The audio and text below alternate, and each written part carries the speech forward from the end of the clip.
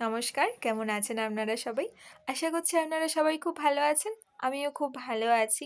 শীতকালে একটা বিয়েবাড়ি না পেলে মনটা ভাল লাগে না। সেরকম আমি একটা বিয়েবাড়ি পেয়েছি। যারা পাননি আমার ব্লগটা দেখতে পারেন। এখন সবাই যাচ্ছিল নিশি জল তুলতে, তারপর এসে দই-খই খাওয়ানো। সেই ভিডিও আমার কাছে নেই। গায়ে হলুদ দিয়ে শুরু করি। এইটা এই দাদাটার হচ্ছে বিয়ে।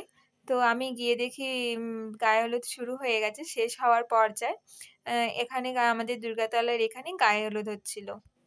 দেখুন দুর্গাতলাটা কত সুন্দর সাজানো না? খুব সুন্দর সাজিয়েছে দুর্গাতলাটা। আমার তো বেশ ভাল লেগেছে এইখান থেকে।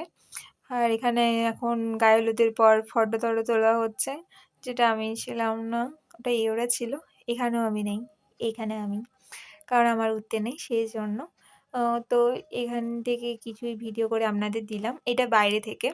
এখনো সবকিছু হয়নি। এই বাঁশগুলো কাপড়গুলো পরানো হবে যাতে বাইরে থেকে ভেতরে কেউ কিছু দেখতে না পায়। এখানে মাইমা দাদাকে মাথায় আঁচল দিয়ে ঘরে নিয়ে যাচ্ছে।